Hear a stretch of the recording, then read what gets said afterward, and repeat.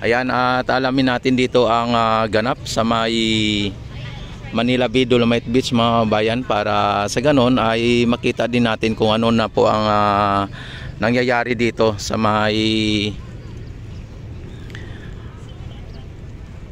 Dolomite Beach, na kung ito po ba ay napabayaan o hindi. At sa ngayon naman mga bayan ay same as usual na katulad din dati.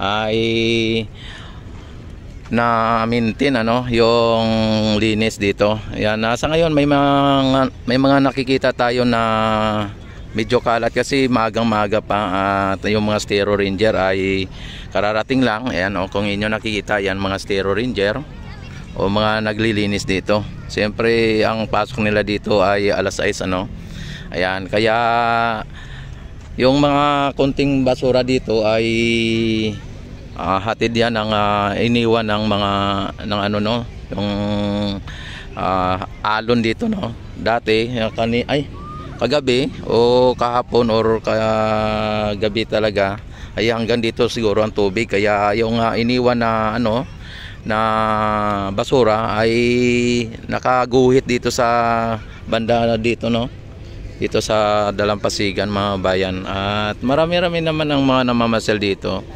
Ayan, at palagi naman tayong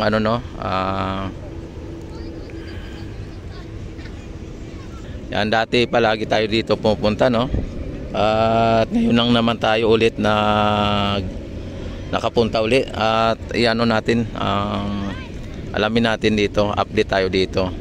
Yan, ito ang ligasiya ni Duterte na ipinagmamalaki ng mga DDS mga kababayan at ito minsan ay sinasabi nila na napabayaan na. At kung mga bayan, yung itsura nung ito ay bago pa ay talagang white na white po ito Tapos ngayon ay kulay green na rin Pero hindi na katulad dati yung mga namamasal dito, dahil nung dati na palagi tayo dito live, palagi tayo dito na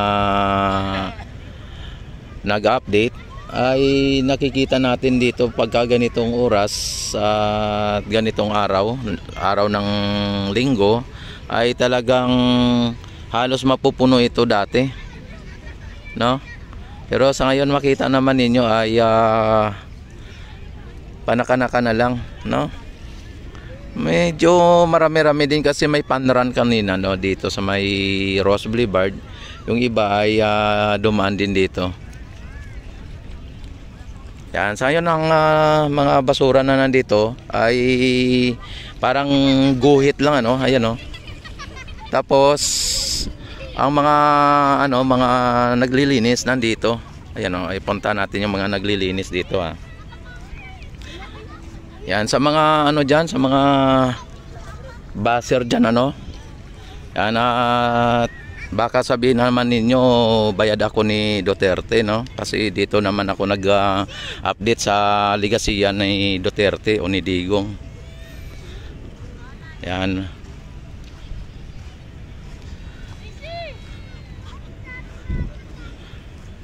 Ayan, dito yung mga Stero Ranger natin o mga naglilinis. Ayan, medyo medyo maaga pa naman. Ayan. At talagang hindi po ito pinapabayaan ng ating gobyerno mga bayan. Ang kalinisan ang laging pinapayaral dito o kalinisan ang inaano nila dito. Yan, kahit na saang sulok naman ng ating bansa, basta ang kalinisan ay pinananatiling malinis ang ating kapaligiran. Kaya ito ay dapat talagang linisin kahit kaninong ligasiya ito. Ito yung mga geotech style mga bayan, yung akala ninyo ay basura pero hindi po yan. Yan po ang pananggala dati sa Dolomite na para hindi po siya basta-basta na maanod o matangay ng alon. Kaya may may ano po yan, parang sinapinan siya ng geotech style ano. Yan, ano bang tawag diyan kung ano no? Yan, talagang dito dati maraming tahong dito. Ay, iwan ko kung sa ngayon ay may mga tahong pa dito no. Yan o, geotextile ata ito tawag nito. Ang alam ko geotextile. Tapos ang ano mga bayan, ang Manila Bay, ayan ako inyo nakita ay malinis naman. Wala na mga as in katulad dati na mga basura no. May mga kunting mga basura na naanod pero ano lang yan, normal lang po yan sa mga dalampasigan. Kahit sa ang dalampasigan ay may talagang may mga naanod o may mga na sumasampang mga basura. Pero sagot po yan ng mga Stero Ranger natin katulad nito. Di ba ma'am? Yan, sagot ng mga Stero Ranger natin ang paglilinis dito sa ating dalampasigan sa may Dolomite Beach mga bayan. Ayan, ipasyal ko rin kayo doon sa may banda doon sa may dulo. Ayun na sinasabi ko dati nung panahon na ako laging nagla-live dito, ay lagi ko yan sinasabi na kapag pumunta kayo sa Dolomite, kailangan pupunta din kayo doon sa may dulo para makakarating kayo ng Dolomite, no? Ayan. Nakita naman ninyo mga bayan kanina, mayroong mga basura dito sa may gitna na to. Yan o. Amazing mga bayan. Biglang naubos o biglang nawala mga bayan. At ando na sila o. Yan. Dito ay magandang pasyalan dito pagka umaga at maging sa dapit hapon yung bago lulubog ang sikat ng araw o bago lulubog ang araw mga bayan, kasi perfect dito ang ang sunset. Dito mo makita ang napaka-perfect na sunset mga bayan. Yan na talagang napakaganda dito. Kaya lang ang pagkakaano lang dito ay pagtanghali hanggang hapon mga alas 4 ay sobrang init dito mga bayan no. Kasi nga nakaharap po tayo sa may kanlurang bahagi. Ayan no, kanluran bahagi ng Pilipinas dito sa may Dolomite Beach. Kaya sapol natin pagka dapit hapon ang init o ang sikat ng araw.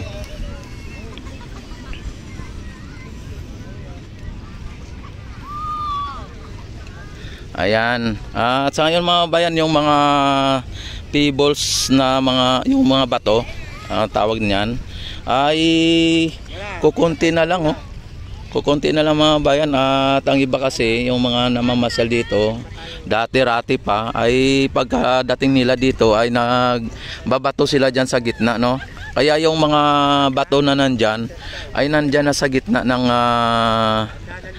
Manila Bay. Kaya pwedeng pwedeng pagka piniloader dyan sa gitna no, pwedeng ibabalik dito kung sakali na maisipan ng ating pamalaan na ibalik ang mga natangay na mga bato at mga naibato dyan sa gitna. Yan, napakaganda dito sa Manila Bay, Dolomite Beach mga bayan.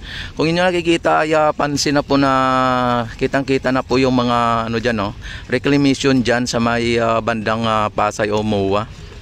Yan no, napakalapad po yan. At darating ang araw na ang mga na-reclaim na yan dyan ay magkakaroon po yan ng mga building dyan katulad ng MOA no, dyan no, sa MOA. Ang MOA ay reclamation din po yan.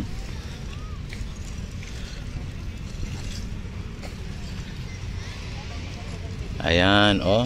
Kita nyo, ang sipag ng ating mga Stero Ranger. At sila po ang bahala maglinis dito, no, mga Stero Ranger natin. Kahit na ito ay mga nasa 500 o 400 to 500 meter itong Manila Bay Dolomite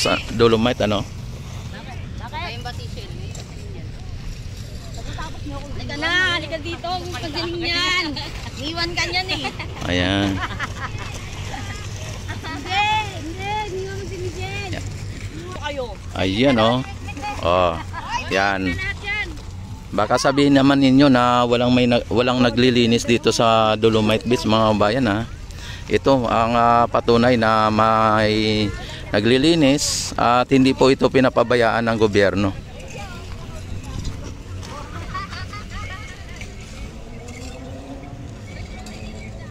At malamang mga bayan yung CCTV dito sa may gilid dyan ay mukhang gumagana na, no? Pinapagana na nila kasi lahat ng mga CCTV ay tinatanggalan nila ng harang kung ano, no? Yung may mga harang sa CCTV ay tinatanggal na po nila. Dito mga bayan dati ay ang dami dito ng isda. Aywan ko kung sa ngayon kung ito po ay may mga isda pa dito, no? Ito ang tubo mga bayan, no? Kung inyo nakita, oh, may tubo dito. Yan po ang ano, no, ang sa ngayon mukhang bagong lagay po ito, no? Kasi dati wala po ito nung ano dito. Ang may tubo lang yung diyan, no? Na galing po sa may dito sa may kalsada. Sa may kalsada na yan at linagyan na rin po nila ng control o yung para sa flood control, ano, at inopen na po nila yung stero o yung kanal at dito na po ang tagos niya, oh. Yan, oh, kung inyo nakikita dati wala po ito, hindi ko po nakita yan. Ang nakita ko lang po dito ay iisa lang, yung ito lang, oh.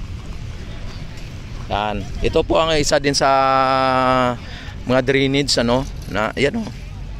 Yan lang po dati ang nakikita namin dito. Yung isa na yon wala po. Ngayon ay linagyan nila kasi hindi kaya ng isang drainage lang ang baha pagka tuwing malakas ang ulan.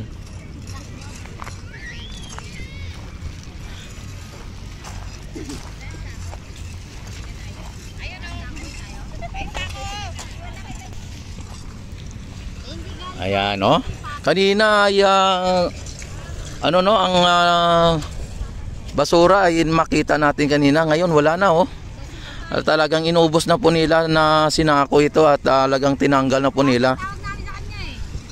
Tapos hanggang dito na hanggang doon sa dulo ay ano po nila yan, kukunin po nila yan. Talagang pagkatapos nila dito ay sigurado malinis na naman muli mga bayan. Ayan, nakita naman ninyo. Talagang biglang nawala yung mga basura doon. Ayan, di ba, mga masisipag natin na mga mga biwak marshal o yung mga natin, mga Stero Ranger. Mga Stero Ranger natin dito. Oo nga, Stero Ranger. Ayan, ang tawag ko sa inyo ay mga Power Ranger, eh. Oo. Power Ranger kasi kayo po ang may power na maglinis dito. Ay, hindi naman po yon siguro. Depende rin niya sa paggamit, ano. Kili-kili power. Oy, shout out. Ayan. Uy, mukhang ihiyan ko. Ayan, oh. Grabe mga kababayan natin kung saan-saan lang sila nagtatapon ng basura. Kaya ang nangyari dito po babagsak sa may dalampasigan mga bayan.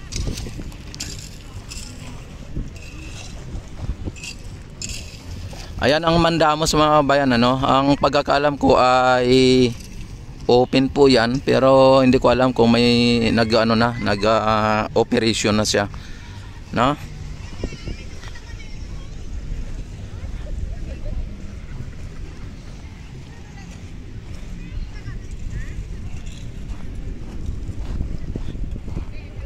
Ayan, oh. Ang linaw mga bayan ng tubig, talagang kung ako ang tatanungin ninyo ay pwede na to paliguan, ano. Kaya lang dahil po sa mataas po ang coliform level dito ay talagang hindi pa po pwede. Yan, sa mga hindi po nakakaalam ng coliform level na sinasabi nila, na mataas pa ang coliform level, ay yun po ay ang bakterya, no? Bakterya na talagang mataas ang bakterya, kaya hindi pwedeng mapaliguan po, baka pwedeng magkaroon kayo ng sakit o diarrhea, lalo na sa mga bata, no?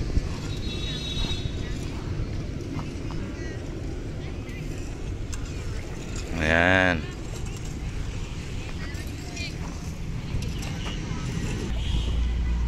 Nakita naman ninyo yung ayan, may baby dito, Ayan, nawala na yung dito, yung mga mga basura, kasi ayan yung ating mga Stero Ranger, mga bayan. Yan ang palagi ko na sinasabi sa inyo, na kapag pumunta kayo ng Dolomite, kailangan ay puntahan nyo rin ang Dolo para masabi nyo nakapunta kayo ng Dolomite. Yan, sa mga hindi pa po dyan nakapag-subscribe, nakapag-like, yan, like and subscribe, i-click ang notification bell, i-select nyo na ang all para ma-notify agad kayo tuwing ako mag-live, mag-upload ng mga videos. Maraming salamat sa mga nag-like at mga nag-subscribe. Kung hindi pa kayo kontento, i-share nyo na.